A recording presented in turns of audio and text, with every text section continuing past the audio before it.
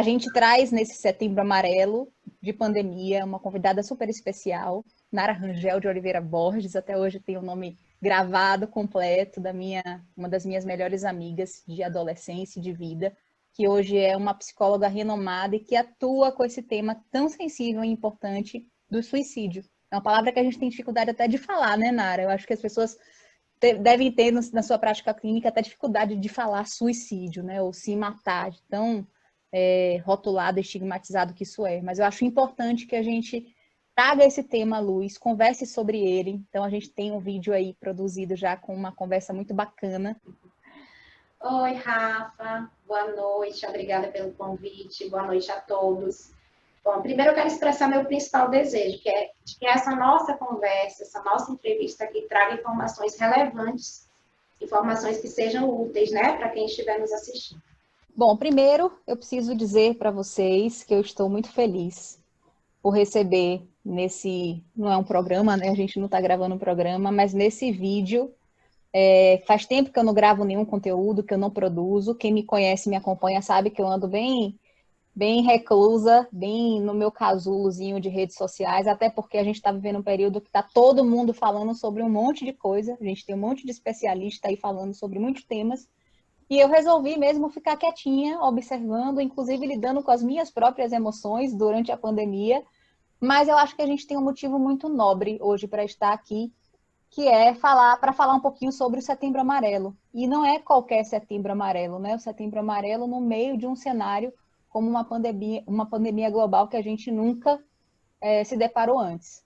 Hoje, ela é psicóloga clínica, especialista em trauma, gestalt terapeuta, terapeuta conjugal e familiar, atua no Tribunal de Justiça da Bahia como perita das varas de família e é cofundadora do NEPS Bahia, que é o Núcleo de Estudos e Prevenção do Suicídio, onde ela atuou por 10 anos. E é membro do SEJAI Bahia, Comissão de Adoção Internacional. É isso, Comissão Estadual de Adoção Internacional. Comissão Estadual de Adoção Internacional.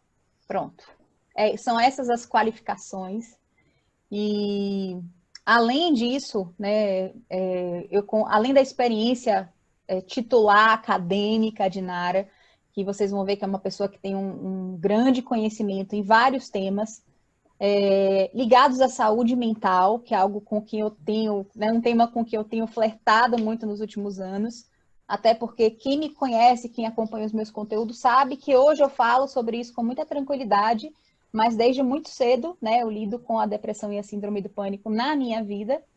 Então, além disso ser um tema, né, na minha vida pessoal, também é um tema hoje na minha vida profissional, ou seja, eu atendo, né, clientes, pacientes, pessoas na área de comunicação que trazem esses temas com muita frequência, especialmente por eu morar num estado como o de São Paulo, né, que também tem pessoas que estão o tempo inteiro no limite, nos seus limites.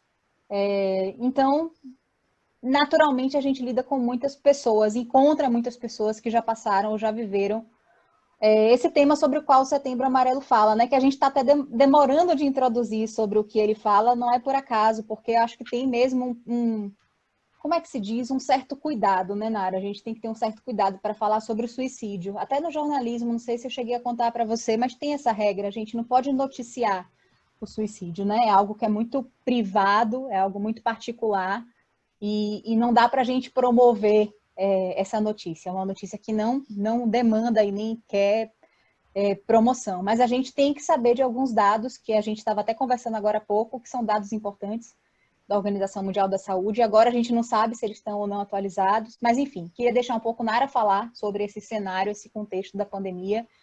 Então, nós estamos vivendo um contexto bastante atípico, que é esse contexto da pandemia. Essa pandemia, ela trouxe uma ruptura em todo o nosso modo de vida, em tudo que a gente concebia, né, como nosso modo de estar. Então, se trata de um momento de crise.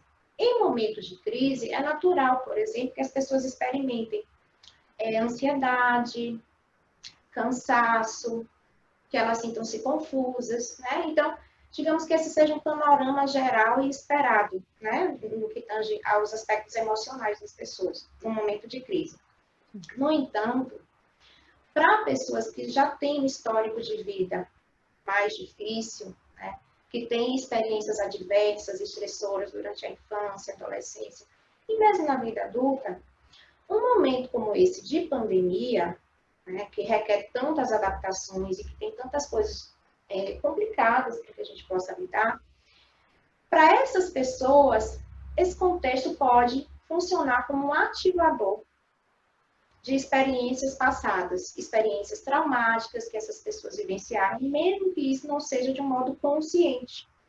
Então, por exemplo, né, para alguns clientes que passaram por situações adversas na infância, ou que tinham proibições muito sérias de sair, por exemplo, né, que os pais não permitiam e tudo mais. Para uma pessoa assim, por exemplo, não poder, né, sair de casa tem um sentido completamente diferente, de repente, para uma pessoa que não passou por uma situação como essa, ou para uma pessoa que de repente já gosta, né, é muito tranquilo para essa pessoa ficar em casa. Então, nós temos, né, esse panorama geral, como eu coloquei, e temos as especificidades de cada um, né? É uma das coisas que eu estava até pensando recentemente. Eu sou muito caseira e já trabalhava em home office. Então, a pandemia, do ponto de vista de comportamento, não mudou muito a minha realidade. No entanto, eu conheço muitas pessoas que precisavam sair de casa, precisavam se socializar e já tinham isso como hábito, né? Então, tem uma vida social ativa, frequente, tem muitos amigos, como acontecia, né, comigo no passado. Eu tinha realmente uma vida social muito inquieta quando eu trabalhava no mundo corporativo. E eu fico pensando como deve ser isso para essas pessoas, né? Você, de repente, acabou as festas, os aniversários, as comemorações, aquilo que acabava sendo até um jeito da pessoa fugir, né? Fugir um pouco de si, né? De olhar para dentro. Eu acho que a pandemia obrigou muito a gente nesse olhar para dentro, que nem todo mundo estava preparado para fazer, né? Acho que tem um pouco disso também. Olha, as fugas, eu, enquanto psicoterapeuta, eu não condeno muito essa questão das fugas, não, viu? Porque eu acredito que as fugas são necessárias, né? É verdade. A gente precisa de válvulas de escape diante de tantas experiências difíceis e adversidades em nossas vidas. O problema é que quando a gente só foge, é quando a gente fica só na fuga, e geralmente são comportamentos que tendem a trazer resultados negativos, como, por exemplo, o excesso de bebida alcoólica, que inclusive o consumo de álcool aumentou bastante nesse período de pandemia, o excesso de compras, enfim. Então, acho que a grande questão não é nem a fuga em si. E, de fato, para aqueles que não tinham esse hábito, né, parar um pouco, respirar, olhar para dentro de si e rever as próprias questões pode ser muito difícil, ou talvez até olhar para elas pela primeira vez, né? A gente tem também muitos relacionamentos entrando em crise, né? O índice de divórcios, o índice de violência doméstica também, né, de violência contra a mulher, tem havido um incremento nessas estatísticas e isso é muito preocupante. Eu ia falar disso também, da história da violência doméstica, né? Que a gente vê hoje os jornais falando muito, porque as pessoas justamente não tinham esse convívio. Então, hoje você é obrigada a viver com o seu companheiro, com a sua companheira, com seus filhos, com suas filhas, de um jeito muito intenso, como você nunca antes talvez tenha, né, feito isso. E aí isso realmente pode revelar questões e trazer à tona conflitos que as pessoas não estavam acostumadas. E isso traz consequências bem ruins, né? A gente tem visto E aí. a segunda, Rafa, tem algo também que está para além do nosso controle, está para além da nossa racionalidade, da nossa vontade, né? Que é o nosso sistema nervoso. Existe um sistema que nós chamamos de sistema luta-fuga, que ele está relacionado à nossa sobrevivência, né? Se a gente pensa no homem primitivo, que vivia nas selvas, quando havia qualquer tipo de ameaça, um animal, né, que representasse um risco para a vida, esse sistema ele é ativado, né? Esse sistema era ativado nesse tipo de situação. Então, é liberada uma descarga de adrenalina enorme no nosso organismo, né? E uma série de reações acontecem em função disso, a dilatação das pupilas, o coração se acelera, a gente tem uma vasoconstrição, tudo isso é para preparar, né, o nosso organismo para literalmente que a gente fuja, se for o caso, né, ou que a gente entre, né, ou que a gente parta para ação, para luta. E o nosso cérebro, ele tende a ativar esse sistema diante de qualquer situação difícil, adversa, estressora, até porque essas reações, elas estão ligadas à parte mais primitiva do nosso cérebro, que não mudou muito, né? A parte mais primitiva do nosso cérebro é muito parecida com o cérebro dos nossos antepassados. Então, é como se nós estivéssemos nessa pandemia, uma vez que nós estamos sob a constante ameaça à nossa vida, pairando, literalmente, né, no ar. Sim. Então, todos nós estamos mais ansiosos. Por quê? Porque é natural que nós estejamos, né, preocupados e estejamos tendo essa ativação constante do nosso sistema nervoso, né, o sistema nervoso simpático. Então, ainda tem esse agravante. E é interessante a gente falar sobre a ansiedade, especialmente nesse momento, porque muitas pessoas confundem os próprios sintomas da ansiedade com doenças que, por exemplo, a gente está agora lidando com uma síndrome de coronavírus. E, assim, também compartilhando e me colocando no espaço de vulnerabilidade, quem me conhece sabe que eu me coloco. Eu tenho, né, síndrome do pânico, sofro de ansiedade, claro que eu lido com isso, trato, mas um mês atrás, um mês e meio atrás, tive sintomas de coronavírus relacionados à falta de ar, que tem a ver com a ansiedade, mas que na hora de posso estar com corona, estou em São Paulo, que é o centro da epidemia no país, você vai ficar mais nervoso, você vai ter ansiedade. E para quem não conhece a ansiedade, e eu conheço alguns, inclusive clientes que estão lidando com isso pela primeira vez, ela causa palpitação, ela causa essa aceleração dos batimentos, falta de ar, que pode ser confundido, inclusive, com os sintomas do próprio coronavírus. Né? Então, é interessante a gente prestar atenção nos sintomas. Eu, inclusive, já vi muitos médicos dizendo isso, muitas pessoas nos hospitais, que eu acabei indo em alguns por conta da pandemia, né? Tive que fazer alguns exames e fui fazer os testes dizendo isso. Tem muita gente ansiosa que vai para o hospital achando que está com coronavírus e a falta de ar causada pela ansiedade, que também é um sintoma bem comum. Não, é algo orgânico, inclusive a depender do grau de estresse ou de perigo da situação, nesse sistema de defesa, o nosso raciocínio lógico, ele fica temporariamente interrompido.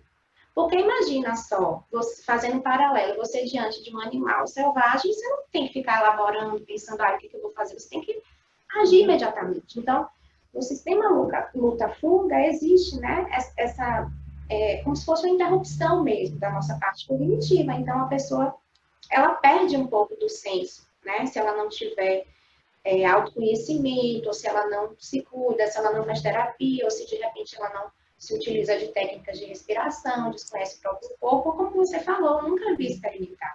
E aí tem um aspecto, é difícil até dizer positivo, né, em meio a tudo isso, mas assim, tem um aspecto talvez bacana, porque o fato de todos nós, né, ou pelo menos a maioria de nós, estarmos experimentando ansiedade, tristeza, preocupação quanto ao fato de ficar doente, termos que ficar higienizando as coisas, né?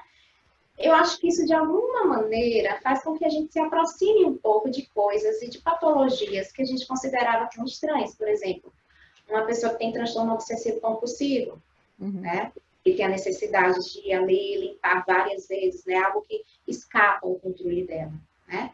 Ou uma pessoa hipocondríaca, né, que sempre acredita que está doente ou que tem alguma coisa, né, uma pessoa paranoica, né, que acha que está acontecendo algo. Então, de certo modo, nesse sentido, apesar do afastamento físico, né, a pandemia ela nos conecta um pouco mais e convida também para que a gente seja um pouco mais solidário e sensível à dor do outro. A tal da empatia, né, que a gente tem falado tanto hoje. Temos falado muito sobre a necessidade de termos mais empatia e mais respeito, mas eu acho que a gente ainda tem muito para caminhar no sentido de exercitar isso de forma real. E aí a empatia, eu acho que ela é muito importante para a gente olhar para um paciente falando especificamente sobre o Setembro Amarelo, né, e sobre o suicídio. Porque muitas vezes eu me questionei o que a gente pode fazer e até onde a gente pode ir, como a gente pode ajudar, que comportamentos a gente pode observar. Eu escrevi um texto no ano passado sobre um amigo que me escreveu uma mensagem no WhatsApp dizendo, a única frase dele é assim: procurando no Google maneiras rápidas de me matar, de tirar a minha vida. E na hora que eu recebi aquela mensagem, minha primeira atitude foi ligar para ele. Ele não quis me atender. E aí eu mandei uma mensagem de áudio. E eu precisava dizer para ele que eu estava preocupada com ele, que eu estava à disposição, que eu iria aonde fosse para encontrá-lo. E muitas pessoas, eu sei que não têm essa preocupação ou essa atitude, porque acham que a pessoa está chamando a atenção. E esse eu acho que é um dos piores preconceitos relacionados a potenciais casos de suicídio, né, Nara? E a gente tem que ficar muito atento porque é extremamente perigoso. A gente pode perder vidas, né, de próximas se a gente não, não realmente fizer algo a respeito. Isso, muito importante, Rafa, tudo que você está colocando, né? Assim, primeiro aspecto que muita gente até pouco tempo não sabia, e que talvez muitas pessoas ainda não saibam, é que o suicídio é um grave problema de saúde pública a nível mundial. Né? Já há muito tempo o suicídio, né? As taxas de suicídio vêm com um incremento muito grande a ponto de se tornar um alvo, né, de preocupação e das políticas públicas. Inclusive, você cita aí, né, essa questão de como jornalistas devem abordar a questão do suicídio e tudo mais na mídia. A Organização Mundial de Saúde, ela fez uma campanha e ela lançou uma série de cartilhas, né, que são bem interessantes, tem um conteúdo muito bom. E eles lançaram uma cartilha específica para os profissionais que atuam, né, na área de comunicação, jornalismo. Eles lançaram cartilhas para profissionais da área de educação e cartilhas também para os profissionais da área de saúde. Né? Então, assim, uma pergunta que quase todo mundo me faz é: o que é que leva uma pessoa a se matar? Acho que é a principal pergunta, né, que todo mundo deve fazer. Isso, essa é a principal pergunta, né? Bom, primeiro aspecto é que o suicídio é um comportamento humano, está relacionado à subjetividade humana, e como tudo que se refere à subjetividade humana, é um comportamento complexo. Complexo não é sinônimo de dizer que é algo impossível de entender ou de explicar, ou algo extremamente complicado. Não, complexo significa aquilo que é tecido em rede, aquilo que tem uma multicausalidade, né? E fatores que se influenciam reciprocamente. Então, por exemplo, os dados sempre apontam que a depressão é um dos principais fatores de risco para uma tentativa de suicídio. Isso é um fato científico.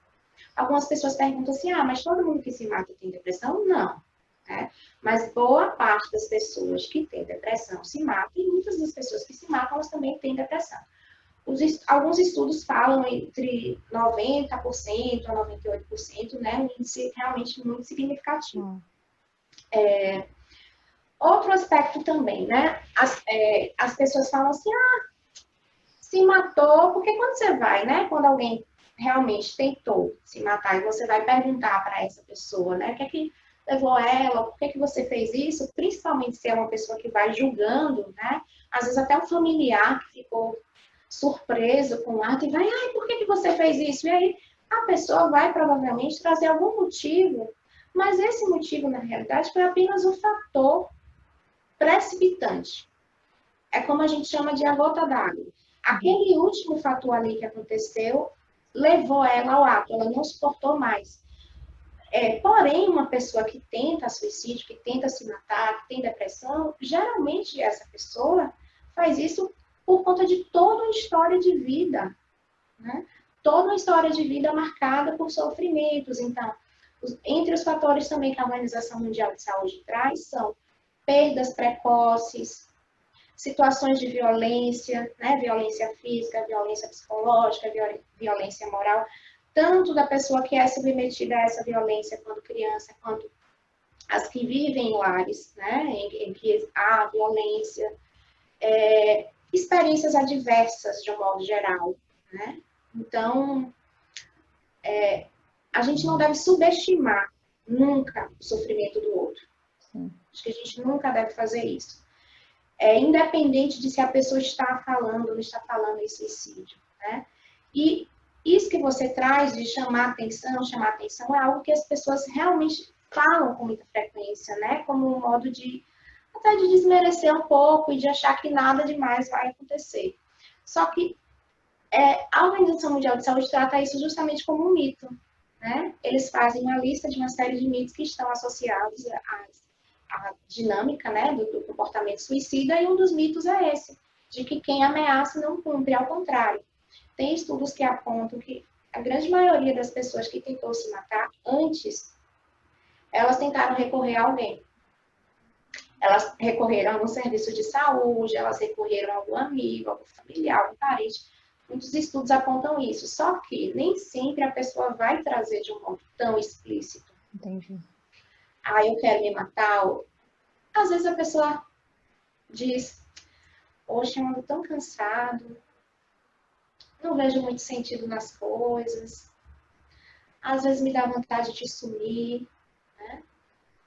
Então, nem sempre aquilo está tão óbvio. E quando chega ao ponto da pessoa dizer que ela vai fazer, que ela vai se matar, a gente precisa pensar que essa pessoa chegou no ápice do desespero dela. Mesmo que a pessoa esteja fazendo isso, né, como a gente fala, para chamar a atenção. Que sofrimento é esse? Que dor tão gigante é essa que a pessoa precisa chegar a esse ponto para poder conseguir despertar a atenção do outro, né? Então, acho que essa é uma pergunta que todos nós precisamos nos fazer. E tem uma outra coisa também muito importante, viu, Rafa? A depressão, o suicídio, é algo que diz respeito a todos nós. Por quê? Além de ser um problema de saúde pública, e como qualquer problema de saúde pública, né, deve interessar a todos nós, eu tenho certeza que todo mundo que está assistindo a gente aqui, ou conhece alguém que tem ou que já teve depressão, ou já experimentou, mesmo que não tenha sentido uma depressão, né, mesmo que não tenha realmente sido diagnosticada com, pode ter experimentado sintomas depressivos ao longo da sua vida, né? Pode ter tido um parente, alguém que se suicidou, que se matou, que tentou se matar. E é muito difícil lidar com esse tipo de situação, porque muitas vezes nós não conseguimos sequer lidar com a nossa própria tristeza, com as nossas questões, e a gente fica realmente muito perdido, né? Principalmente se é alguém muito próximo, se é alguém que a gente gosta muito. E tem uma outra questão também importante, Narinha, essa questão da quantidade da dor que alguém é capaz de suportar, que também é outra coisa que eu acho que é bem subjetiva. Só a pessoa é capaz de medir a dor que ela está sentindo. A gente acha que, não, fulano tem uma vida, e é isso que a gente ouve da maioria das pessoas, né? Falando um pouquinho até sobre celebridades, os famosos, pessoas que se matam e as pessoas olham assim, não é possível. Fulano tinha tudo, tinha dinheiro, tinha fama. Tem um poema maravilhoso sobre isso, só que infelizmente agora eu não lembro o autor e nem o nome do poema, eu vou ficar devendo. Mas o poema fala justamente sobre isso, né? Se cada pessoa que a gente olha assim, com tanta admiração, com esse sentimento, às vezes até uma certa inveja, que a gente, poxa, tal pessoa, né, é tão bem sucedida, ou é tão bonita, fala tão bem, né? E o poeta fala justamente isso, se estampasse na nossa face, né? Toda a dor que pode estar dentro de nós, muita gente que inveja nos causa, talvez piedade nos causasse. Tem esse trecho no poema. Então, assim, tem dois quesitos muito importantes aí. Primeiro, um outro, eu não diria nem se é um mito, ou se é um preconceito, ou ambos, mas assim, achar que quem tenta suicídio, quem tenta se matar é fraco. Eu acho o contrário, eu acho de uma coragem. Eu não estou nem entrando no mérito de se o ato é um ato de coragem ou não, né? Eu não vou entrar nesse mérito. Não merece julgamento. O que eu observo, né? Eu costumo dizer para os meus pacientes, né, com muita sinceridade, não é uma frase de ânimo ou de estímulo, mas eu digo para eles, geralmente, você é um sobrevivente. Você é uma pessoa muito forte. E eu digo isso para o cliente porque, diante das histórias que eu ouço, né, o simples fato daquela pessoa estar ali viva, de ela estar em pé, mesmo que ela tenha tentado, né, o suicídio, são, no geral, né, na minha experiência clínica, na minha experiência de vida, são pessoas, do meu ponto de vista, muito fortes, porque são pessoas que vivenciaram, no geral, situações extremamente difíceis, situações de abuso, situações de privação na infância, e que talvez muitos de nós que julgamos, né, pensamos assim, que pessoa, que bobagem, né? Principalmente se o motivo aparente terminou com o namorado, tentou se matar, né? Só que, na verdade, como eu coloquei anteriormente, não é. Né? Não foi o término com o namorado em si. É só a gota d'água. Isso. A gente não conhece, eu costumo dizer que a gente geralmente não conhece a história das pessoas com quem a gente se relaciona. E hoje em dia, mais do que nunca, a gente com pouco tempo, né? Não temos pouco tempo para conversar, temos pouco tempo para conhecer o outro. E as pessoas acabaram se acostumando meio com as conversas rasas, né? Sem se aprofundar muito. E uma coisa que eu sempre digo é que é isso, você não é capaz de saber quantas histórias difíceis as pessoas com quem você se relaciona podem ter passado na vida. E muitas vezes elas não contam por vergonha. E esse é um outro tema que eu sempre falo, que se a gente soubesse comunicar e expressar as nossas emoções, talvez a gente não chegasse a esse ponto, né? Talvez a gente fosse acolhido nas nossas necessidades antes de chegar numa situação limite, que eu acho que é isso, a dor extrema não está mais sendo suportável.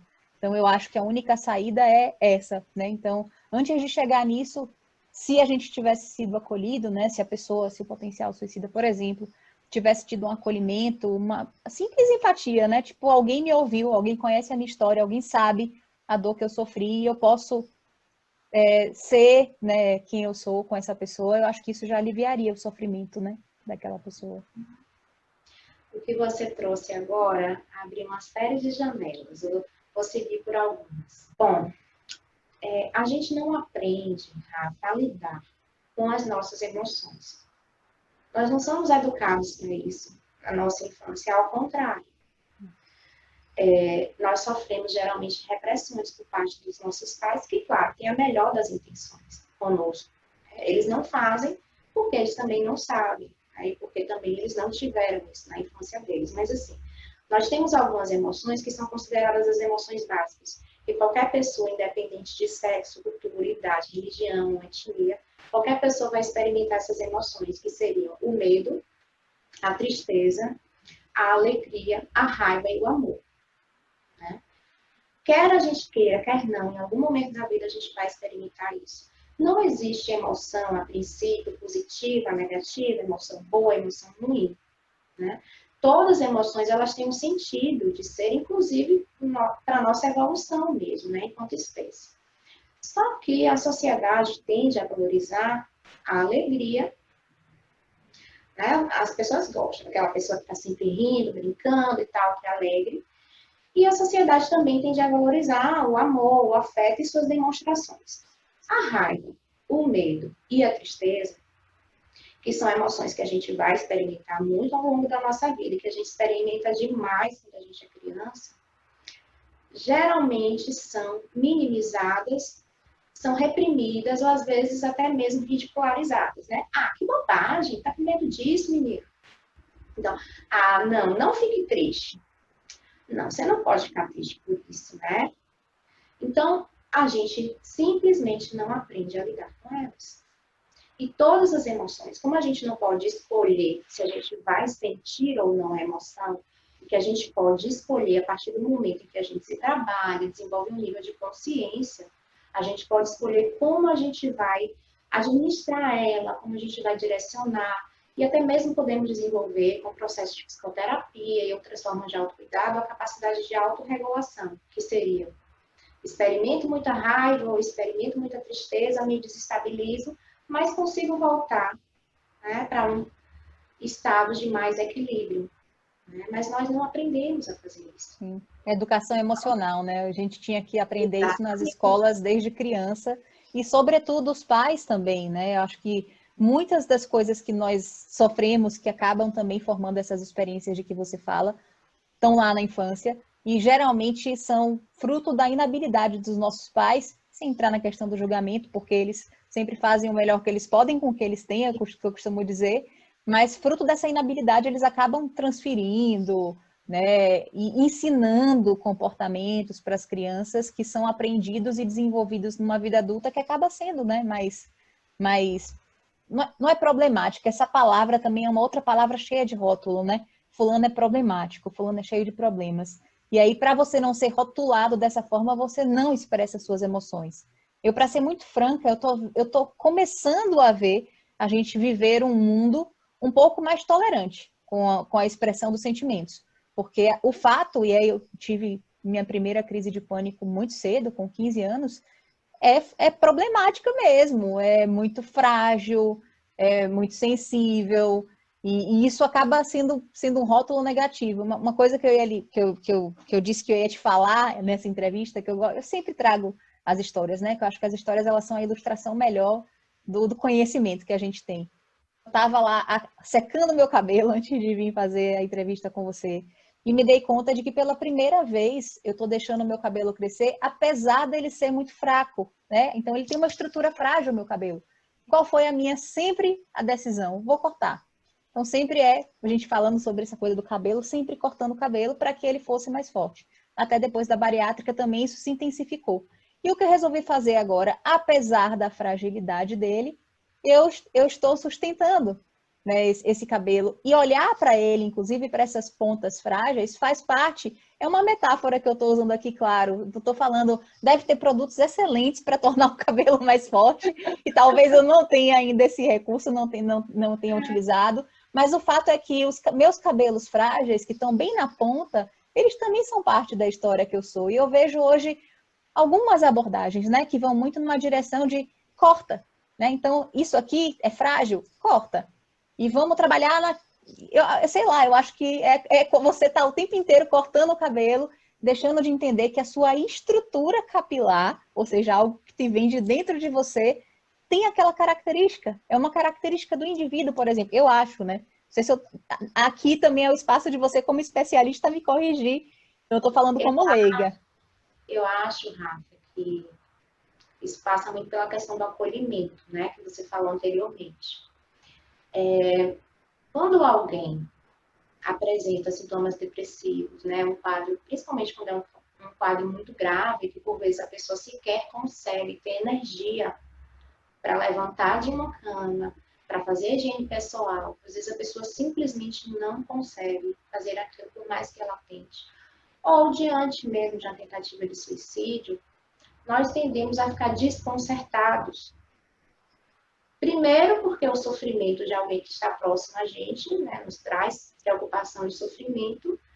Segundo, porque sempre que alguém tenta tirar a vida ou tira a própria vida, isso nos traz um questionamento sobre a nossa própria vida, sobre o sentido da nossa vida. Né? A gente pergunta, poxa, mas ele fez isso, será que eu? E a gente se pergunta, enfim. Então, a depressão e o suicídio, como eu coloquei antes, diz respeito a todo mundo e sempre vai mexer conosco. E ficamos querendo saber o que fazer. A gente fica querendo uma receita, uma fórmula pronta. E também essa sempre é a pergunta que me fazem. Em entrevista, em palestra, o que fazer? Como abordar? Olha, o que fazer a gente já falou um pouco aqui, que é a questão do não julgamento, do acolhimento, de se colocar disponível para escuta. E aí eu vou falar um pouco do que eu sugiro evitar fazer. Né? A gente fica querendo dizer coisas para a pessoa. A gente fica querendo trazer frases de ânimo, né, de motivação. Ai, levanta dessa cama, né? Ai, vamos para o mundo, vamos para a vida e tal. Só que existe um limiar aí que é muito delicado. Se a pessoa está com leve desânimo, está triste por algo que aconteceu, que é passageiro, ou está deprimida, mas é uma depressão mais leve, às vezes aquela frase, ai, vamos, levanta, sacode a poeira, ai, você é ótimo, você... Às vezes isso vai ajudar sim, né? Porém, para uma pessoa que esteja com um quadro mais grave, para uma pessoa que esteja precisando de tratamento especializado, psicoterápico, medicamentoso, você virar para uma pessoa assim e dizer, ai, bora, levanta, enfim, isso pode deixar essa pessoa ainda pior. Porque o que geralmente acontece com a pessoa assim é que ela está tentando, mas ela não está conseguindo. É algo mais forte que ela. E aí a gente precisa lembrar que depressão é doença. Por mais que a gente não queira ver assim, porque nós achamos o termo transtorno.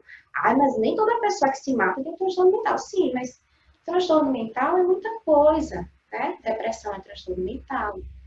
Ansiedade generalizada é transtorno mental, síndrome do pânico, né? Existem vários níveis, várias intensidades, né? Não existe uma linha tão tênue, porque antigamente a gente pensava, né? Neurose e psicose. Uhum. Mas existem uma série, né, de possibilidades no que se refere à saúde mental. Então, essas frases, né, de vem, vamos para a vida e tal, que quase todo mundo acha que é muito bom, a gente precisa ser cuidadoso, né, com elas, aplicá-las com moderação, se for o caso de aplicar. tem um outro aspecto também, que é justamente, que está ligado a esse, que é justamente a preocupação em dizer algo. A gente fica querendo dizer alguma coisa. O que é que eu vou dizer para essa pessoa? Às vezes também quem vem fazer supervisão, né? Supervisão aqui no consultório é, mas aí eu falo o quê? Eu falo o quê para o paciente? Sendo que, em boa parte das situações, uma pessoa que está experimentando depressão, uma pessoa que pensa em se matar, que tem ideação suicida, ou que chega a planejar o ato, o que essa pessoa precisa de escuta. De uma escuta sem julgamento. E não é fácil escutar o outro. Tá? Não é fácil ouvir, né, tanto sofrimento, histórias tão difíceis. E aí eu sempre insisto no ponto que a principal coisa que você pode fazer, a melhor coisa que você pode fazer para ajudar quem está deprimido é indicar que essa pessoa busque ajuda profissional, indicar que essa pessoa busque ajuda especializada. Quem está se sentindo deprimido não precisa se culpar, né? Porque não é responsabilidade, né, da pessoa, não é um fracasso. Aliás, a depressão, eu utilizo alguns termos, assim, algumas metáforas, né, para falar com os meus clientes sobre a depressão. Por quê? Primeiro, um dos sintomas da depressão é justamente o sentimento de menos-valia. É se sentir inferior, é se sentir, né, diferente dos outros, sempre o pior, né? É se sentir um fracasso profissionalmente, é se sentir, se for casado, se sentir um mau cônjuge, achar que nada, né, que ele faz dá certo, que nada presta. E uma pessoa que está assim, ela tende a achar que ela está vendo as coisas de uma forma muito clara. Que agora ela está vendo as coisas como de fato são, sabe? Não, eu achava, sei lá, eu achava que era competente, mas agora eu estou vendo o quanto eu sou incompetente, agora eu estou vendo o quanto eu não presto. Só que, na verdade, essa é uma das características da depressão. Esse sentimento de menos-valia e que vem acompanhado dessa sensação de que a pessoa agora está vendo as coisas claramente, a pessoa não está. Com depressão, a gente não vê as coisas claramente. A gente acredita que nosso raciocínio lógico não está alterado, mas pode sim haver, né, essa alteração. Então, ou seja, a sua perspectiva pode estar bem diferente da realidade, né? Distorcida em virtude do processo de adoecimento. E tem uma outra característica também da depressão. Ela se retroalimenta, né? Os comportamentos depressivos tendem a fazer com que a pessoa fique mais deprimida. Um exemplo. A pessoa está deprimida e aí ela perde, por exemplo, tem a anedonia, né? Que é um dos sintomas também, que é a ausência do sentimento de prazer. E muitas vezes a pessoa perde o prazer em atividades em que antes ela se sentia super bem, se sentia feliz fazendo. Então, por exemplo, uma pessoa com depressão, ela deixa de sair com os amigos. Quando ela deixa de sair com os amigos e de procurar as pessoas, ela tende a se isolar de uma forma natural, acabam que as pessoas também não procuram tanto ela. Esse isolamento faz com que ela se sinta ainda pior, ainda menos importante. Ela vai dizer assim, tá vendo, as pessoas não me procuram. Só que, na verdade, houve um comportamento, né, inicial, que, como eu disse, não é culpa da pessoa, não é responsabilidade, é mesmo da dinâmica da depressão, né? Outro aspecto, a pessoa, por exemplo, não conseguir trabalhar.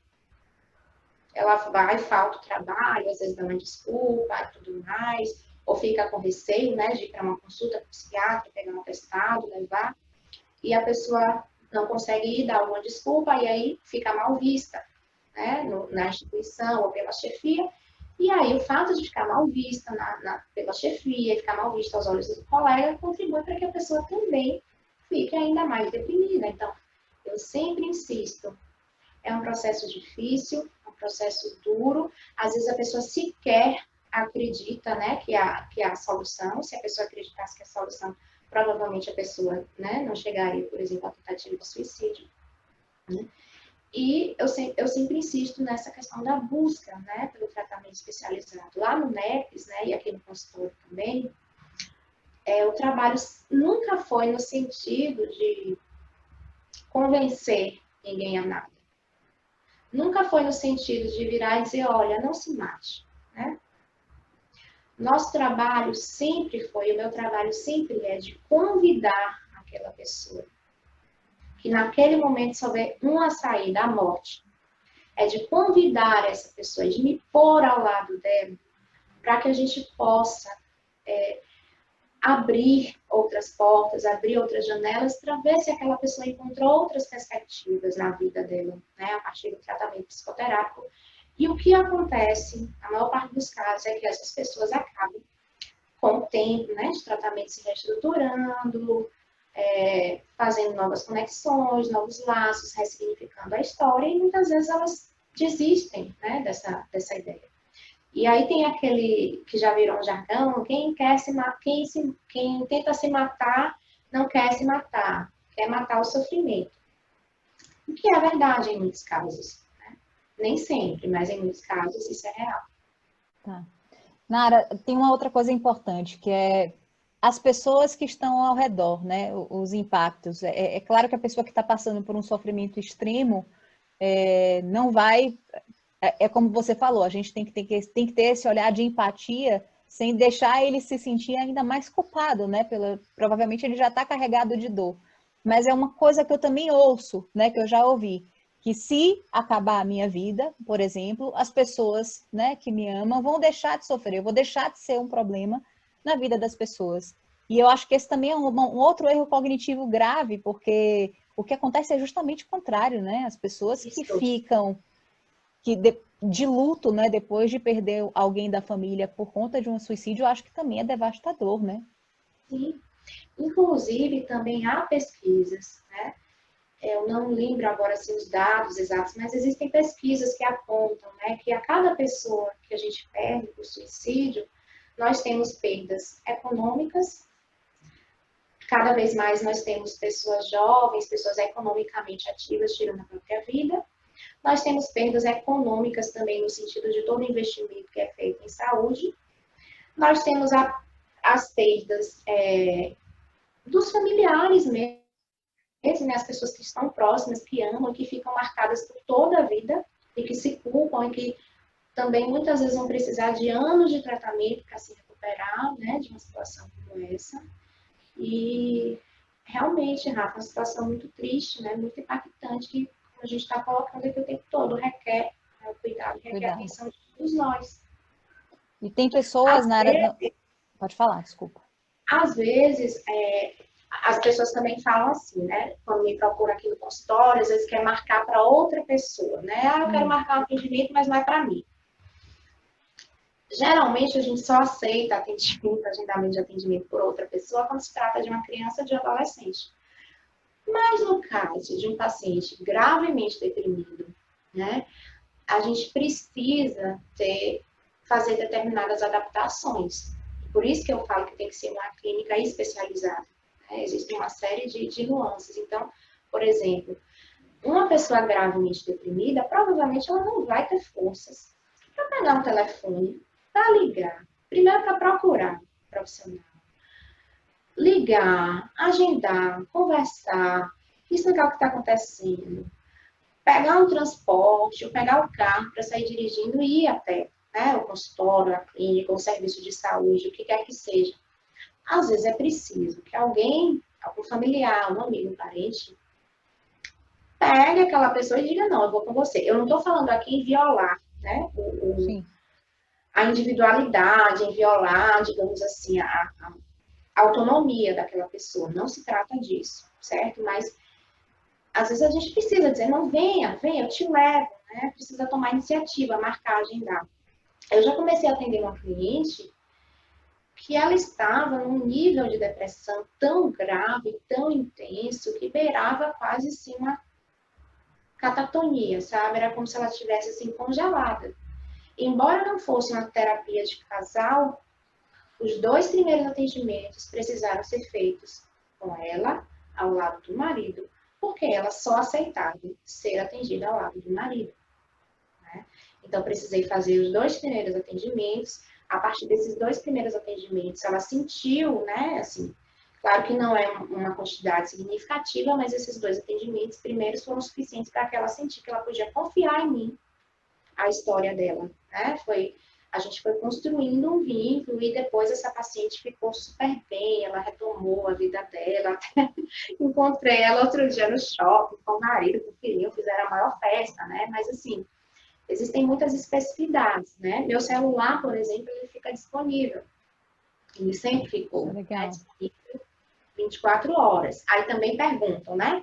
Na supervisão, outros colegas, mas não ficam te ligando toda hora? Não, não ficam ligando toda hora. A pessoa liga, como é acordado, né, previamente, quando realmente ela está atravessando. Tem necessidade disso.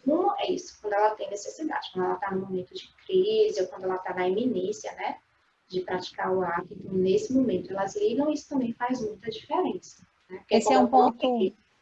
Como eu coloquei, quando o sistema luta-fuga ele é ativado, uma parte da nossa racionalidade, ela é interrompida, né?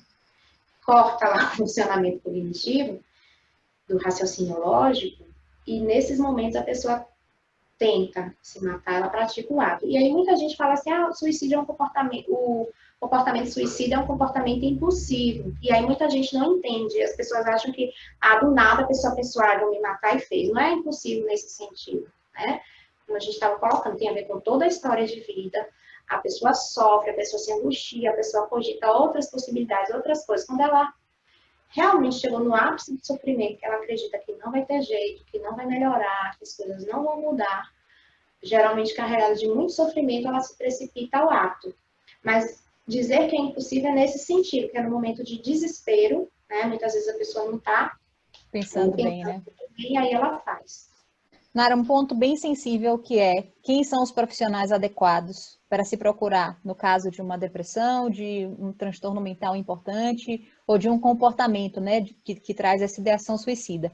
E é um ponto sensível porque você está tratando um paciente numa situação de vulnerabilidade extrema, ou seja, muito provavelmente ele quer uma fórmula rápida, né, e hoje em dia se são oferecidas, né, várias fórmulas, eu acho que não tem receita pronta de bolo para ninguém, né? Cada ser humano é um indivíduo com as suas complexidades, como você falou. Mas o que é importante reforçar é que tipo de tratamento é adequado num caso desse. Quem procurar? Quais são os profissionais? Porque eu vejo muito também essa relação do psiquiatra com psicólogo, geralmente são os dois profissionais que têm a habilidade para lidar com esse tipo de situação, mas também tem aquelas pessoas que, por exemplo, recusam ou rejeitam ou têm restrições a respeito do uso de medicamento, que acabam achando que o psiquiatra de jeito nenhum, e é difícil você conseguir, né? No meu caso, eu faço mentoria, eu encaminho muitos pacientes, muitos clientes para serem atendidos, porque de forma responsável eu não atuo nessas áreas.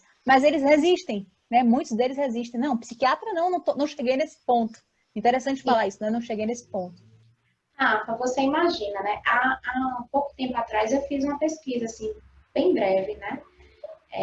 Foi até algo no Instagram e tudo mais, do que as pessoas achavam, né? O que faz um psicólogo, porque as pessoas precisam ir no psicólogo. Ainda tem muitas pessoas que acreditam que psicólogo é coisa de maluco. Que dirá o psiquiatra? Né? Coitado. Então, existe um preconceito muito grande em relação a isso, em relação à psiquiatria, em relação ao uso dos medicamentos, né? Tanto da pessoa, né, ir buscar, ai meu Deus, que vergonha, quanto também, se a gente não toma cuidado, a gente julga, né, o outro. Quantas vezes eu já ouvi isso, né? E aí também eu não vou ficar mais entrando nesse mérito, né? Porque senão a gente também se torna chata, mas assim, fulana parece que é bipolar. Nunca vi, né? E aí a gente vai utilizando esses termos que são doenças para criticar alguém que tem algum comportamento que nos incomoda, que é inadequado, né? Então a gente pega as patologias e faz esse mau uso delas no nosso cotidiano, né? Temos médicos, né, formados pelo Google. Os nossos médicos hoje... E se eu ou você, se nós duas não nos policiarmos, por exemplo, nós fazemos parte dessa cultura, a gente também se pega repetindo, né? Se a gente não tomar cuidado. E aí tem também algo, né, acerca da psiquiatria, que é um ramo da medicina que evoluiu, né, assim, muito nos últimos tempos. E, bom, eu não sou psiquiatra, não posso falar com tanta propriedade. Eu falo do ponto de vista de quem trabalha, de quem atua ao lado, né, desses profissionais, que faz os encaminhamentos, que discute casos, mas assim, eu observo que surgiu uma ampla gama de medicações num espaço relativamente curto de tempo, né? Antigamente, a gente tinha medicações que provocavam muitos efeitos colaterais.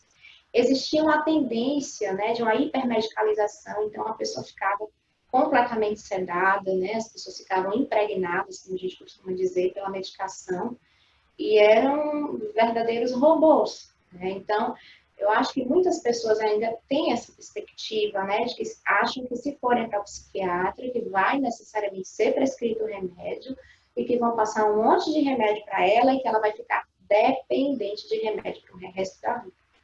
E aí eu enfrento isso também no consultório, que eu explico para os clientes, olha, os psiquiatras, né, de hoje em dia, os bons profissionais, eles avaliam você e só medicam no que é necessário. Geralmente, eles vão tentar uma dose inicial, uma dose menor, observar que efeitos isso vai ter no seu organismo, no seu comportamento. A partir daí vão sendo feitos ajustes. Os psiquiatras têm evitado, né, passar medicações com substâncias que tendem, né, a causar algum nível de dependência, que não são a maioria, né, dos medicamentos, ao contrário do que muita gente pensa. E o que eu observo é que o paciente que precisa da medicação e que adere bem, tanto à psicoterapia quanto à medicação, e que simplesmente não interrompe o remédio por conta própria, porque tem muito isso, melhorei, estou bem, e aí a pessoa vai, interrompe a medicação, tem uma recaída, né, daquelas, e fica com aquela sensação, novamente, de fracasso, de ter que estar começando tudo de novo. Então, no geral, os profissionais, né, assim, base para abordar essa questão do suicídio, da depressão, são realmente o psiquiatra e o psicólogo, do meu ponto de vista, só que a gente também tem outros profissionais. Acho que todos os profissionais da área de saúde são extremamente importantes. Sim. No NEPS, por exemplo, existem terapeutas ocupacionais, né, que têm um papel extremamente relevante com esses pacientes, né, e que tem. E também uma pessoa com depressão, ela tem uma baixa na imunidade dela, né, então ela tende a ter outros problemas de saúde. Então, quanto mais profissionais de saúde estiverem, né, assistindo uma pessoa com depressão, uma pessoa que tentou suicídio ou que tem depressão, melhor. Né? Agora, realmente, a base, né, geralmente, é a psicoterapia e a medicação, ressaltando que nem todo mundo vai precisar de medicação. Né? Nem em todos os casos é indicado. Há essa necessidade. Temos uma gatinha querendo participar da entrevista aqui. Vem cá, filha. Aliás, talvez seja um bom momento, já com essa presença aqui ilustre da Bia, da gente falar um pouquinho de alguns fatores de proteção. Não sei, acho que é interessante a gente deixar uma mensagem no final para as pessoas, para que elas enxerguem. Acho que isso é o que acontece, foi o que aconteceu comigo, né? Quando a gente está num estado de depressão, dificilmente a gente encontra a possibilidade de haver alguma solução para aquele problema. É realmente bem difícil. Mas eu fiz até uma lista uma vez de coisas que me fizeram enxergar a vida com um novo olhar. E dentre as coisas que eu coloquei na minha lista foi, por exemplo, os animais de estimação, né? Vou aproveitar a aparição da Bia e incluir na entrevista, que a gente tem que... Eu acho que essa capacidade de gerenciar a emoção e de lidar com o imprevisto é uma capacidade que a gente vai adquirindo ao longo da vida, por isso que é muito importante o autoconhecimento. Eu acho que todas as pessoas deveriam fazer terapia, independente de terem ou não alguma doença. Eu acho que sinceramente, é algo que me protege até hoje, né? Faço questão de sempre reforçar, buscar o autoconhecimento. E eu acho que tem algumas coisas que podem ajudar, né? Que não são remédio, que não são, digamos assim, numa linguagem leiga, né? Não vão tratar o problema, mas podem auxiliar, podem ser recursos. Eu digo sempre que a gente tem que se municiar de recursos. Então, por exemplo, você ter alguém com quem conversar a respeito disso, eu acho que é um recurso importante. Né, ter uma rede de amigos, ter um bicho de estimação, acho que é uma das coisas mais preciosas que alguém pode experimentar, essa coisa do amor incondicional, né, e perceber que essas criaturinhas são dotadas de um sistema que eu desconheço parecido, de amar incondicionalmente, independente de como você está, se você está de pijama num dia ruim, ou se você está muito feliz num dia bom. Que mais, Narinha? O que você ouve assim na sua prática que são recursos? Eu, por exemplo, gosto muito de cantar, dançar. Eu falei até no meu livro, né, uma das coisas que eu uso como recurso até hoje. No dia que eu não estou muito bem, eu paro tudo e vou cantar. Tem lá o Smule, que é o aplicativo de videokê, e vou cantar, vou fazer coisas que são aquilo, que me dão prazer, que podem de imediato. Isso. Que te nutrem. né? Isso. Eu gosto desse termo, eu costumo dizer que a gente precisa se nutrir, não do ponto de vista físico, mas do ponto de vista emocional. Existem sim alguns fatores de proteção, né, em relação a essa questão da depressão, da tentativa de suicídio. Um desses fatores de proteção é justamente a questão da rede, né? É a pessoa ter um circuito de relacionamento, seja de familiares, de amigos. Quanto mais rica é a rede de uma pessoa, né, e quanto mais essa rede está sendo cuidada, ou seja, as relações estão sendo mantidas, os contatos, os vínculos, né, é um fator de proteção para a nossa saúde mental. É uma coisa extremamente importante. Você trouxe aí os animais de estimação, eu sou suspeita, né? Estou brincando, não sou suspeita, não, é dado também científico, né? Inclusive, existe hoje a terapia assistida com animais, né? Porque é comprovado cientificamente que as interações, né, entre os humanos e determinados animais domésticos, elas liberam, inclusive, substâncias que estão relacionadas ao prazer do nosso corpo. Né? Então, fora que o fato de você ter um animal, você tem alguém que, de certo modo, precisa de você, alguém que você precisa cuidar, né? Então, ter um animal te estimula ao cuidado, né? Seja com você, seja com o outro.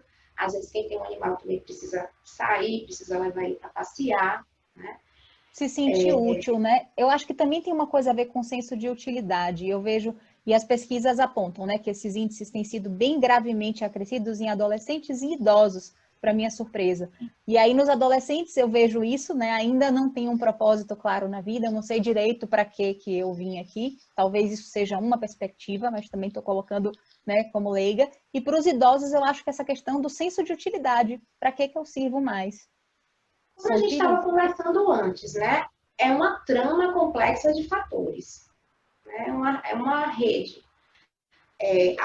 Toda a construção da história de vida de uma pessoa, a forma como a subjetividade dela se desenvolve, o que ela pensa e como ela se sente diante da vida. É uma longa construção. Então, para alguns, não saber o que vai fazer, ou não, né? Tem pessoas que, por exemplo, não se questionam sobre o sentido da vida.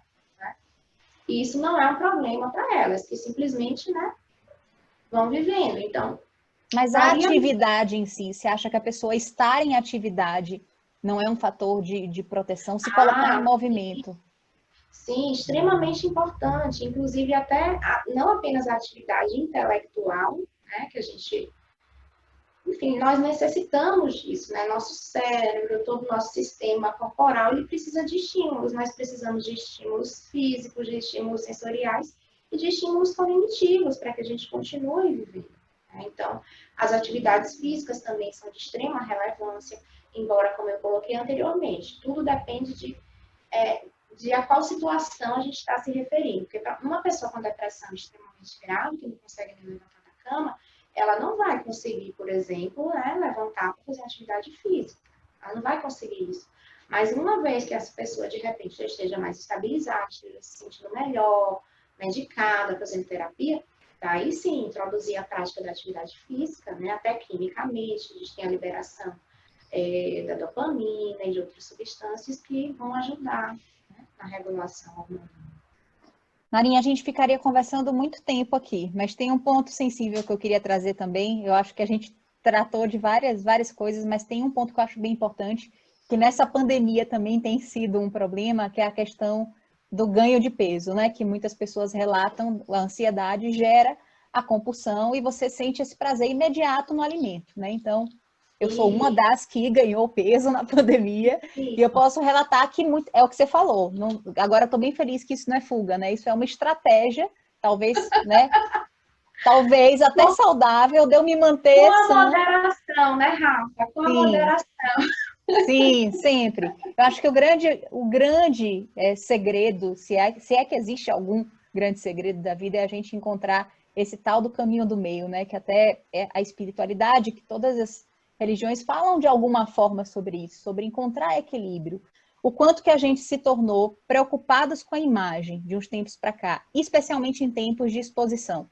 Então tá todo mundo falando, tá todo mundo aparecendo nas redes, e todo mundo tem uma necessidade, pelo menos é a percepção que eu tenho, de mostrar que tá feliz, que tá bem, que tá magro, que tá saudável, que tem um casamento maravilhoso. E é difícil para uma pessoa ir na contramão. Eu muitas vezes tenho dias que estou muito mal, que estou muito triste, e que eu produzo conteúdos em textos que são bonitos, que eu gostaria de compartilhar. Mas aí vem a história do medo do julgamento. Que imagem eu vou passar para alguém? Que as pessoas estão acostumadas a me ver sempre tão otimista, motivando as outras. Mas eu acho que todo mundo, acho que talvez essa seja, né? A gente estava falando em fórmula que não haja, mas também, além do caminho do meio, é a gente aceitar que a gente tem luz e sombra, né? A gente tem todos esses sentimentos, todas essas emoções que você cita habitam, né, dentro da gente, e tá tudo bem, não tem nada de errado, a gente não é torto, não é menos. Se A a gente cultura tá ocidental, ela tende a ser muito dualista, né? 8, 80, feio ou bonito, e na prática nós sabemos que a vida é muito mais que isso, né? As situações são muito mais complexas que isso. Então, ou a gente está alegre ou a gente está triste, né? Das duas, uma. É como se não pudéssemos estar alegres, no geral, de bem com a vida por uma série de fatores, e tristes também por uma situação específica, né? Estar experimentando as duas coisas ao mesmo tempo. E aí eu faço uma conexão também com o que eu falei, a questão das emoções. Desde cedo nós somos reprimidos quando a gente experimenta medo, raiva, tristeza. Raiva é coisa de gente desequilibrada, medo é coisa de gente fraca, né? E a tristeza também é coisa de gente fraca, enfim, de gente baixo astral, né? Então, não há tempo para isso, né? Em uma sociedade capitalista, né, que cobra de nós, sabe? Que nos impõe a questão do costume, do querer sempre mais. Eu me lembro que um colega, certa feita, falou assim, antes a gente dizia que passamos da sociedade do ser para o ter, né? Deixamos de valorizar o ser e passamos a valorizar as posses. E ele disse, mas hoje, me parece que nós passamos da sociedade do ter para o parecer ter, ou parecer ter. Perfeito. Né? Então, as redes sociais, né, elas trazem muito isso, assim, às vezes alguém que a gente conhece, que a gente sabe que não está muito bem e tal, aí tá lá postando, né, as fotos bem maravilhosas, assim, como se houvesse mesmo essa cobrança, né, de que nós estejamos sempre bem, de que nós sejamos produtivos, né, é como se só valesse para a nossa cultura, para a sociedade capitalista, só valesse quem está bem e quem está produtivo, pronto, né. E esse é um outro ponto, só para fazer uma observação, que também acontece com as pessoas que cometem suicídio, né? Quando você fala que além de não ter motivos, ele não parecia, né? Ele não parecia deprimido, ele não parecia triste. Então, às vezes, uma pessoa que é alegre, que é comunicativo, que está bem, isso aconteceu com muitos artistas recentemente, né? Pessoas públicas bem importantes. Como é que fulano é capaz, se ele estava sempre parecendo justamente ali, talvez, né, como a gente já falou, talvez tenha tido um sofrimento. E qual a nossa tendência, diante de tudo que a gente está conversando aqui? A pessoa diz, ah, eu não estou bem não. Ah, isso passa. Ah, vai procurar alguma coisa para fazer, estabelecer uma rotina. A gente começa a vir com um monte de receita. Exatamente. Não conseguimos dar esse espaço de escuta. E aí, de novo, eu ressalto que não estamos aqui, né, Rafa, para julgar ninguém. Quando eu falo nós, eu estou me incluindo também, eu estou, né, incluindo você, porque somos socializados dessa maneira, né, nesse ritmo rápido.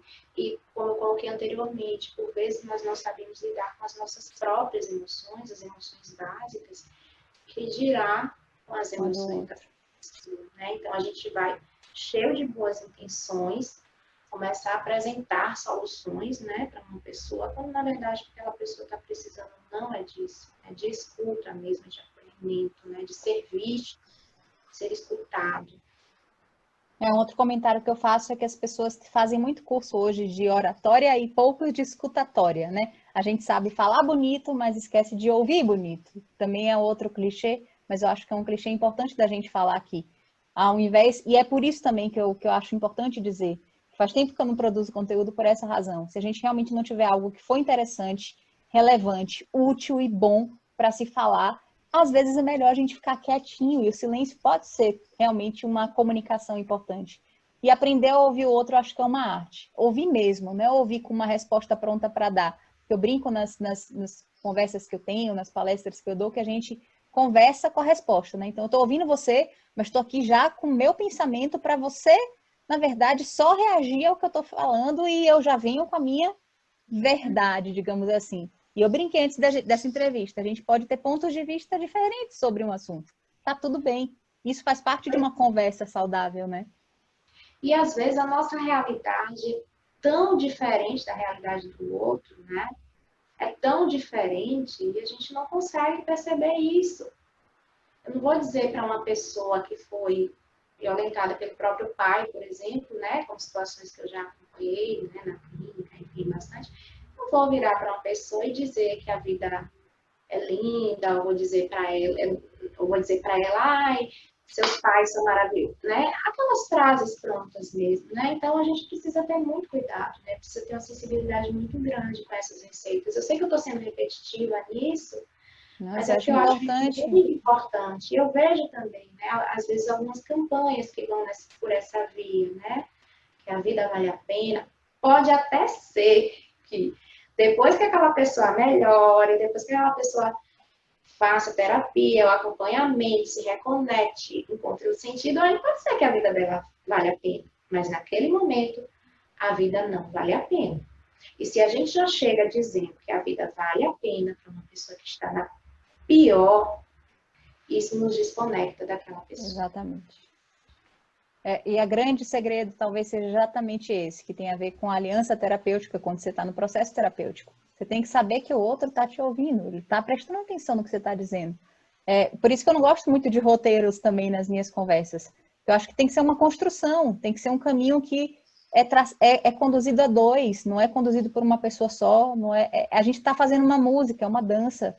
Então eu conduzo, você conduz, a gente conduz juntos e fica muito melhor, né? Acho que essa que tem que ser. Se a gente partir dessa perspectiva de olhar o outro com essa compreensão, de deixar ele ouvir, sem a intenção de dizer o que é melhor, eu acho que você pode falar da sua experiência. Eu acho que nada é mais revelador, né, do que a sua própria experiência, o que você passou, o que você sentiu, e é por isso que eu falo também sobre o que eu passei, o que eu senti, como experiência, né? Então, coisas que serviram para mim, também tem isso que você falou, podem não servir para outras pessoas. Mas algumas dicas eu acho que pode ser interessante compartilhar, que é algo que talvez num período de extremo desespero eu não tinha pensado. E se alguém tivesse me falado, eu podia ter feito isso, realmente procurar alguém poderia ter sido.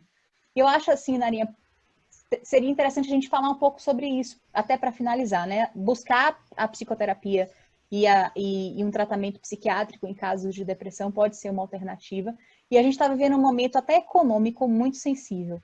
Então, eu sei que existem hoje muitas iniciativas para atender até gratuitamente ou com preços mais acessíveis pacientes. Nesse momento de pandemia, eu sei aqui em São Paulo, por exemplo, tem centros, né, pessoas que estão juntas e dispostas a ajudar, né, tem grupos, tem sites, né, tem algumas pessoas, e aí não estou falando bem de pessoa física, eu estou falando mesmo de grupos, né, tem sociedades se organizando, comunidades, né, para atender comunidades E carentes tem o também. CVV também, né? Que é o Isso que eu ia Centro falar. da Vida, que é uma, né, ONG que já existe há muitos anos, né? E que funciona 24 horas por dia, todos os dias do ano. É legal E a gente tem, pensar na sua... Desculpe, Nara, pode falar. não, e o importante é que tem sempre alguém do outro lado da linha, né? Para escutar. E pronto, né, para também não dar as respostas prontas, mas para escutar a pessoa, como você falou. Bom, eu acho que é isso. Acho que o que é importante agora é a gente deixar essa mensagem, né? Que não é. A depressão não acontece só em setembro, ela acontece todos os meses do ano, ela acontece todos os anos da vida de uma pessoa, de várias pessoas. Acho que é importante a gente ficar atento, né? As pessoas ao nosso redor, as pessoas que a gente ama, principalmente. A gente, como vinha, eu brinco que a pandemia, não estou avaliando, eu sei que ela trouxe muitas coisas negativas, mas também tendo a olhar para o que tem de aspecto positivo, como você falou, né? A questão da empatia. E eu acho que a questão de olhar mais para dentro da nossa casa, para a nossa família, para os nossos amigos, tentar recuperar relações que a gente já, de repente, não tinha com as pessoas que a gente ama. E eu acho que vale a pena a gente lutar pela vida das pessoas que a gente ama, sabe? Vale a pena estar perto delas, vale a pena a gente lembrá-las de coisas importantes quando elas não têm nem capacidade de se lembrar, né, de coisas importantes. e de quanto elas são importantes para a gente. Eu sempre brinco que não adianta nada. Perdi meu pai cedo e eu brinco, não adianta esperar a pessoa morrer para você querer fazer uma homenagem póstuma. Uma pessoa não vai, que a gente saiba, né? A pessoa não vai ler as homenagens que você está deixando nas redes sociais. Faça em vida, né? Diga enquanto ela está aqui o que você sente por ela. E isso tem uma responsabilidade gigante. Acho que também é por isso que a comunicação e a psicologia, eu acho que, né, que tem uma bela de uma dobradinha aí, porque o fato de você dizer para alguém algo pode mudar a vida daquela pessoa para sempre. Eu digo isso dos dois lados, de alguém que sabe, né? Eu sei que alguma coisa que eu falei causou um impacto importante na vida de alguém, e eu fui muito impactada pelas coisas que me disseram, né? E pelas coisas também que eu li, né? E aí tem a importância também da gente ter essa curadoria sobre as coisas que chegam até nós. Você lembra, na época do colégio, claro que você lembra, né? Porque não tem tantos anos assim. Sim. Você lembra na época do colégio, como a gente fazia, né? Esse apoio mútuo, como a gente trocava muito. E naquela fase que não existia WhatsApp, essas coisas, né? Redes sociais, a gente fazia muita carta, muito bilhetinho, né? Uma para outra. E às vezes quando uma estava muito triste, as suas palavras sempre chegavam de uma forma muito importante para mim, né? Elas me trouxeram força em diversos momentos. E eu lembro que você escreveu para mim a letra daquela música, né? De Não Seja Sente Outra Vez. E na época eu sequer conhecia, eu fiquei muito emocionada. Eu não sei se você lembra disso. Lembro. Eu vou me emocionar de lembrar, sim. Uhum. E a recíproca também, né, Nara? A gente teve também. Eu acho que a adolescência é um dos períodos de mais conturbação na vida de um ser humano. É muito interessante nós duas hoje, né? Profissionais, mulheres casadas, enfim, com uma família. É muito interessante olhar para as meninas que fomos, mas saber também que ali já nascia em nós também, pelas coisas que a gente passou, o desejo de compreender melhor, né? E de entender para ajudar. Eu acho que essa também é uma coisa importante.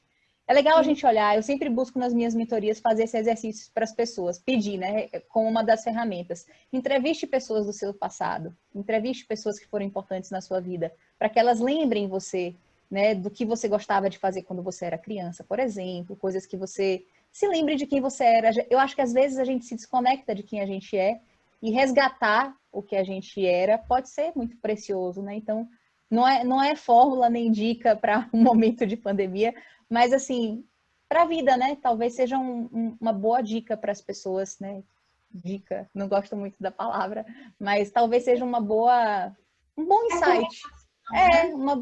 Uma boa ferramenta, assim. Eu digo que nas mentorias é uma ferramenta bem interessante. Fica aí, né, a dica. Entrevistem pessoas, né, do seu passado, busque resgatar a sua história, quem você era, muito do que você tem hoje, do que você é hoje, pode estar lá. Eu acho isso que você falou de uma preciosidade também gigantesca. Às vezes a gente, no momento da depressão, no momento da ansiedade, a gente perde um pouco a perspectiva e até o senso, né, de realidade também. E só quem viveu isso sabe o quão grave é alguém numa crise de pânico, né?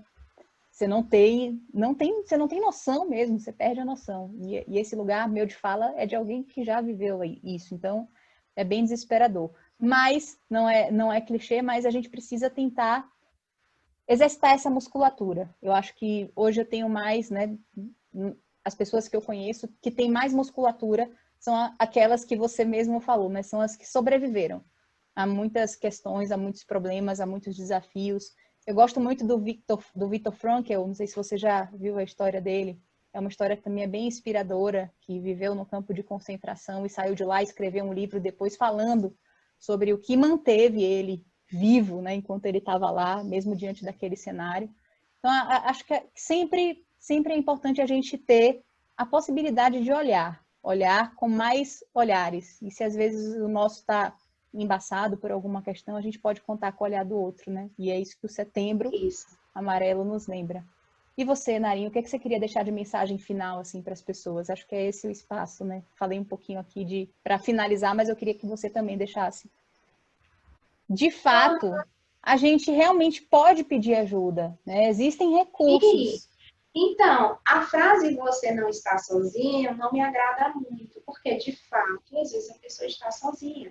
Mas o que talvez as pessoas precisem saber é que elas podem não estar sozinhas, que elas podem buscar ajuda. E aí, voltando um pouco para a coisa bem rapidinho da menos-valia, a pessoa que acha que dá trabalho, não é? suficiente, que não é boa o suficiente, ela não tem coragem, muitas vezes, por achar que vai incomodar o outro. Né? Exatamente. Muitas vezes nós mesmos, não vou entrar em contato agora, não estou bem, mas vou atrapalhar. E quando o contrário ocorre, né, eu pelo menos sou assim, sei que você é assim também, que os amigos, né, verdadeiros são assim, a gente recebe bem, a gente acolhe quando alguém está triste. Né? Então, é importante a pessoa saber que se ela está sozinha, ela não precisa estar sozinha. Né? Que se ela está experimentando sintomas graves, sintomas difíceis, né, como a anedonia, o sentimento de minusvalia, a ausência de prazer, o desânimo, às vezes também a interferência no sono, a pessoa dorme demais, ou ela tem dificuldade de conciliar o sono, tem despertar precoce. Então, é muito importante que se uma pessoa está experimentando esses sintomas, que ela procure ajuda profissional. E se você tem algum familiar, algum amigo que você observa que está também sentindo essas coisas, sugira para que a pessoa busque ajuda. Não tenha medo de soar indelicado, inconveniente, né? Propõe. Muito bom. Eu acho que é uma excelente finalização. Não tenho absolutamente nada a acrescentar. O mal secreto. Se a cólera que espuma, a dor que mora na alma e destrói cada ilusão que nasce, tudo que punge, tudo que devora o coração no rosto se estampasse, se pudesse o espírito que chora ver atrás da máscara da face, quanta gente talvez que inveja agora nos causa, então piedade nos causasse. Quanta gente que ri, talvez consiga guardar uma atroz recôndito do inimigo como invisível chaga cancerosa. Quanta gente que ri, talvez existe, cuja aventura única consiste em parecer aos outros venturosa. Sensacional. E é isso mesmo, né? Ele é tão atual quanto era antes. A gente vive num mundo de imagem, né? Falando em vídeo. A gente hoje está falando em engajamento, né? As coisas que engajam. Os textos não engajam mais como antes, para o meu desespero, porque eu amo escrever, é o jeito que eu melhor me expresso. Mas não se vende mais livro como antigamente. Não dá para viver de livros hoje em dia. Então, a gente realmente tem que se adaptar ao uso das mídias para se comunicar ou para dizer algo que é relevante. Mas é importante a gente pensar no que é relevante ser dito, o que a gente tem de contribuição para dar. Eu sempre penso nisso, né? Que a gente seja sempre orientado para fazer o melhor. E uma das coisas que eu acho bem legais na terapia, né? Especialmente agora estudando um pouquinho de TCC, que o nosso foco tem que ser no paciente, tem que ser naquela pessoa. Cuidar das coisas que a gente eventualmente pode transferir ou querer, as expectativas que a gente tem até do próprio processo, né, terapêutico, de que o outro melhore. Não, a gente tem que focar se está de fato, se ele está bem de fato. E até a comunicação, olha que coisa interessante, né? Já pensei sobre isso uma vez. A gente, quando pergunta, tá tudo bem? A gente já presume a resposta. E se alguém diz que não tá, é esquisito. Então a gente faz perguntas... A gente nem pergunta mais, tá tudo bem, já vai tudo bem? Já é uma afirmação, não é nem mais uma pergunta. E a gente nunca perguntou de fato esperando a resposta. Eu acho que está na hora da gente começar a perguntar se está tudo bem, de fato, e ficar em silêncio para esperar o outro responder. Eu acho que talvez esse seja um dos grandes segredos, assim, como você bem fala, né? Da escuta real, saber escutar. Na época em que eu comecei a trabalhar, né, com pessoas que haviam tentado suicídio, na época que eu comecei a me debruçar sobre essa temática, que foi ainda no período da faculdade, eu me dei conta de que sequer eu havia ouvido falar sobre suicídio estudando numa faculdade de psicologia, né, na Universidade Federal. E aquilo me deixou muito intrigada, inquieta, né? E durante muito tempo, essa temática do suicídio não é um tema tabu, porque ele remete a uma série de questões, né? Questões sobre a vida, sobre a morte, a depressão, as situações dolorosas. Então, é um tema realmente muito difícil de ser abordado. E eu fico feliz, porque finalmente isso está mudando. Né? Ainda bem que essa campanha do Setembro Amarelo é uma campanha de fundamental importância, porque da mesma forma que é importante falar sobre o câncer de mama, falar sobre o câncer de próstata, a depressão, né, que está relacionada ao suicídio, às tentativas de suicídio, ela também é uma doença, ela também é um problema de saúde e existe tratamento. É muito importante que as pessoas saibam que da mesma forma que é possível prevenir ou descobrir precocemente, tratar um câncer de mama, um câncer de próstata, que também é possível identificar a depressão, é possível tratá-la. E é possível, inclusive, evitar que essa depressão ela se agrave. Né? Porque ideações suicidas e planejamento estão entre os sintomas de um processo depressivo mais grave.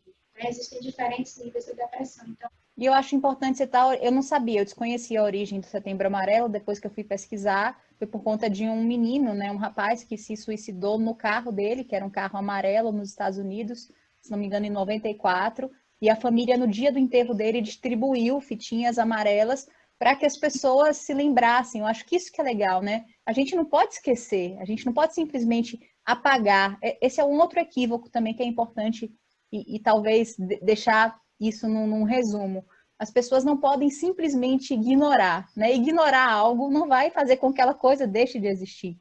Você ignorar que uma pessoa que está do seu lado esteja passando por problemas e esteja falando sobre o suicídio, esteja pensando a respeito disso, não vai fazer com que aquela pessoa deixe de pensar ou fique melhor, pelo contrário. E aí, de novo, a comunicação. Quanto mais você conseguir se aproximar de alguém assim e entender e dar suporte e escutar, mais chances você tem de conseguir um resultado diferente para aquela vida, para aquela história. E como nós somos seres de histórias, né? E eu gosto de contar histórias, acho que essa é a minha grande profissão, é aprender com as histórias das pessoas e poder compartilhar as minhas, que a gente possa fazer com que as histórias que as pessoas vão contar um dia sejam histórias modificadas pela nossa atuação, né? Modificadas positivamente, que a gente possa ter uma intervenção positiva, seja enquanto comunicóloga, como psicóloga, como alguém que está flertando com a comunicação, porque está disposta a compartilhar o seu conteúdo acadêmico nessa direção, o seu conhecimento e a sua bagagem, como você, ou alguém que está disposta, né, e disponível para estudar mais da psique, que tem tudo a ver com a comunicação. Esses dois temas estão muito interligados, mas é importante a gente estar atento ao outro, olhar, escutar, dar espaço e não ignorar. Eu acho que esse é o principal.